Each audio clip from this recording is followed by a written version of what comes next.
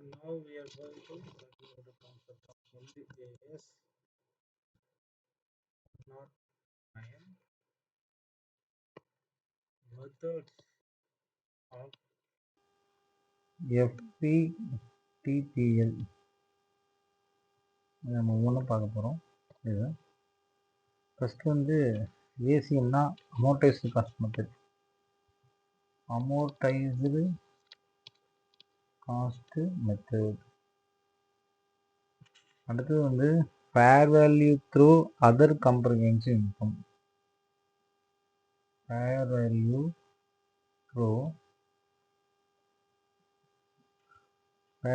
Through other comprehensive income. FVOCI, fair value through other comprehensive income. அடுத்தது FPTPL, fair value through P&L. So there are three kinds of classifications methods in financial assets. First one is ACM, second one is fair value through other comprehensive income, and another one is fair value through profit and loss account. அப்போ வந்து FPTPL, FPTOC and ACM. இந்த comprehensive இன்கமே ரெண்டாக பிரிக்கிறாங்க.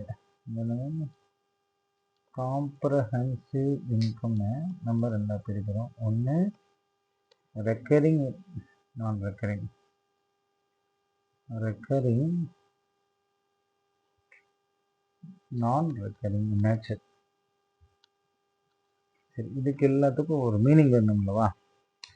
அப்போ நான் சொல்கிறேன். First of all, first ACM மெத்தட்னா என்ன? ஆக்சுவலாக வந்து ஃபினான்ஷியல் அசெட்டை வந்து எப்படி ஏன் பிரிக்கணும், இந்த மூணு வகையாக பிரிக்கணும், இதோட நன்மைகள் என்ன, தீமைகள் என்னன்னு பார்க்க போகிறோம்.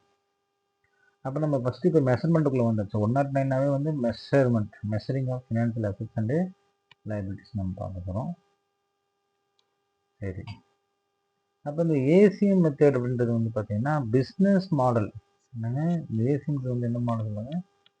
பிஸ்னஸ் மாடல் அப்படின்றாங்க. What is called business model அப்படின்னா,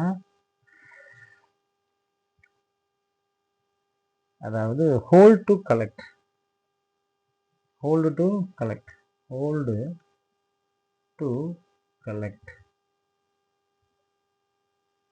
அப்போ ஃபஸ்ட்டு ஏசிஎம் பற்றி பார்ப்போம். ஏசிஎம் ஹோல்ட் டு கலெக்ட்னா என்ன அப்படின்னு பார்க்குறீங்க. அப்போ நீங்கள் லோன் ஒரு 10,000 கொடுத்துட்றீங்க. அப்புறம் ரேட் ஆஃப் இன்ட்ரெஸ்ட் வந்து 10% வச்சுக்கோங்களேன். அப்போ வந்து ஏசிஎம் மெத்தட் எப்படின்னு பார்த்தீங்கன்னா, எஃபெக்டிவ் ரேட் ஆஃப் மெத்தட் கொடுத்துருவாங்க. ஃபார் எக்ஸாம்பிள் லோன் வந்து ஒரு 1,00,000, எஃபெக்டிவ் ரேட்டு வந்து 10%. ஆனால் இன்ட்ரெஸ்ட் நீங்கள் அவ்வளோ தான் வாங்குறீங்க. இன்ட்ரெஸ்ட்டு ரிசீவ் பண்ணது வந்து எவ்வளோ?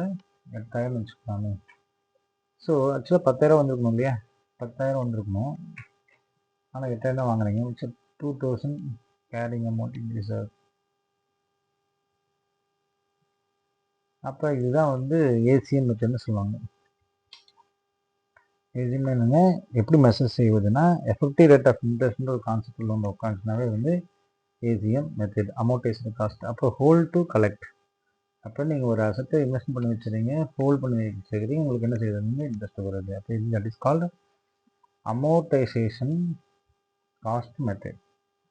செகண்ட் வந்து FVOCI அப்படின்றது என்ன மெத்தட்னு பார்த்தீங்கன்னா, fair value through other comprehensive income. Hold to collect and sell. Hold to கலெக்ட்ன்றது என்ன சொல்லுவாங்க?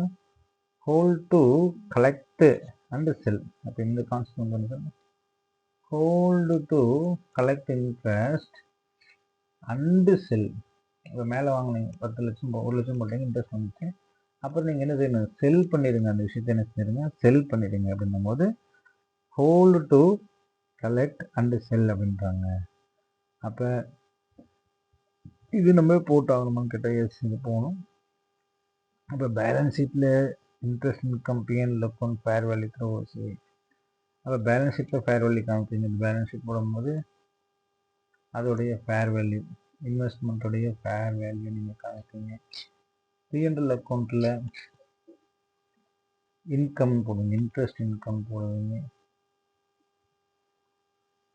ஃபேர் வேல்யூ சேஞ்சஸ் ஆகும், இது because of OCI other comprehensive income அப்படின்றது இன்கம் சைடில் போடுவீங்க. Other comprehensive income because fair value changes ஆனதுனால அந்த சேஞ்சஸ் இங்கே வந்து இன்கமாக மாறும் அப்படின்றத சொல்கிறாங்க. அப்போ குமுலேட்டிவ்னா ஹான்செல் குமுலேட்டிவ் ஓசிஐ ப்ராஃபிட் லெஸ் டெப்ட் இன்வெஸ்ட்மெண்ட் ஒன்லி.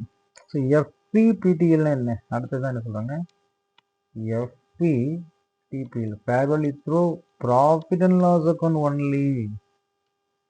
அப்போ என்னென்னா ட்ரேடிங் அசெட்ஸ் என்னங்க. அப்போ இந்த இடத்துல வந்து என்ன சொல்கிறாங்க, இது ட்ரேடிங் அசெட்ஸ். ரொம்ப ரொம்ப ரொம்ப முக்கியமானது. Business model test hold and trade. அடுத்தது ட்ரேடு. இதுதான் வந்து எப்படி சொல்கிறாங்கன்னா hold to collect and cell, அப்புறம் ட்ரேடு, அடுத்தது வந்து ட்ரேடிங் அசெட். அப்போ இதுதான் வந்து என்ன சொல்கிறாங்க ஹோல்டு ஃபஸ்ட்டு. எதுக்கு ஏசி மெத்தடுக்கு வந்து சொல்கிறது ஹோல்டு. இது வந்து ஹோல்டு ஆர் ட்ரேடு. இது வந்து ஒன்லி ட்ரேடு. இதுதான் 3. சரி, இப்போ நம்ம பார்க்க போகிறது வந்து எஃபிடிபிஎல் அப்படின்றது வந்து ட்ரேடு பண்ணால் உங்களுக்கு என்ன கிடைக்கும், ட்ரேடிங் அசெட்ஸ் பண்ணாவே உங்களுக்கு லாபமாட்டமாக கிடைக்கும். அப்போ லாபத்துல டைரெக்டாக நீங்கள் எங்கே கொண்டு வந்துட வேண்டியது, directly to profit and loss account. So இந்த இடத்துல வந்து இந்த நோ இஐஆரில் இங்கே வரவே வராது. எஃபெக்டிவ் இன்ட்ரெஸ்ட் ரேட் கம்ப்ளைண்ட்ஸ்லாம் இங்கே வராது. புரியுதுங்க, அந்த கான்செப்டே வந்து ரொம்ப ரொம்ப முக்கியம். அப்போ ACM method, FVOCI and FTL. அப்போ ஏசி மெத்தடில் ஃபேர் வேல்யூ சேஞ்சஸ் இல்லை. அப்போ balance sheet for example first ACM method ஒன்று சொல்கிறோம். ACM fair value OCI of the comprehensive fair value through PNL account.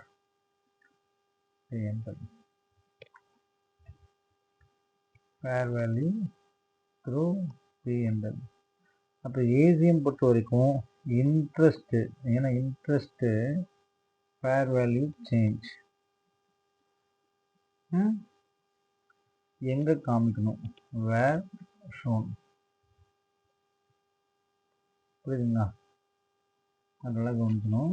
இது எது சொல்கிறாங்கன்னா இன்ட்ரெஸ்ட் ஃபஸ்ட்டு பாயிண்ட்டு, அடுத்தது ஃபேர் வேல்யூ சேஞ்சஸ் ஆகும், அடுத்தது வேர் ஷோன் எங்கே காமிக்கணும் அதை அப்படின்றாங்க. ஃபஸ்ட்டு ஏசிஎம்மோட இன்ட்ரெஸ்ட் வந்துச்சுன்னா அதை வந்து பிஎன்எல் கொண்டு தான் காமிக்கணும், இஆர் மட்டும். இதுவும் பிஎன்எல் அக்கௌண்ட் தான், இதுவும் பிஎன்எல் அக்கௌண்ட் தான். அப்போ இன்ட்ரெஸ்ட்ன்ற ஃபேக்டர் வந்துச்சுனாவே எல்லாமே பிஎன்எல் அக்கௌண்ட் தான். ஆனால் எல்லாத்துலேயும் பிஎன்எல், ஏசிஎம் மட்டும் நீங்கள் இஆர் கான்செப்ட் பண்ணலாம். இஆர்னா என்ன, effective interest rate. Fair value not recognise, not accepted எங்கள் ஏசி மெத்தேடில். ஏன்னா காஸ்ட் வேல்யூ தான் நீங்கள் போட்டோம். அப்போ காஸ்ட் பேசிஸ் தான் நீங்கள் போட்டோம். அதர் காம்ப்ரஹென்சிவ் இன்கம்னா ஃபேர் வேல்யூ வந்து அதர் காம்ப்ரஹென்சிவ் இன்கமாக தான் கன்சிடர் பண்ணணும். அப்போ பேலன்ஸ் ஷீட்டில் நீங்கள் காமிக்கும் போது அதோடைய ஃபேர் வேல்யூ தான் நீங்கள் காமிக்க வேணும். இங்கேயும் பார்த்தீங்கன்னா பிஎன்எல் தான், ஏன்னா அதர் காம்ப்ரஹென்சிவ் போய் உட்காராது. ஆனால் இங்கே என்ன செஞ்சுருக்கீங்க, ஃபேர் வேல்யூ காமிப்பீங்க. ஏன்னா இதோட 2 எஃபெக்ட் எங்கேயே காமிச்சிருக்கீங்க, நீங்கள் பிஎன் லோக்கல்லையும் வந்துடும். ஆனால் இந்த ஓசி அதர் காம்ப்ரஹென்சிவ் இன்கம் வந்து பேலன்ஸ் ஷீட்டில் லைபிலிட்டி சைடில் போய் உட்காந்து சொல்லுவாங்க. ஸோ இந்த 3 கான்செப்ட் ஏசிஎம், எஃபிஓசிஐ அண்டு எஃபிடிபிஎல்.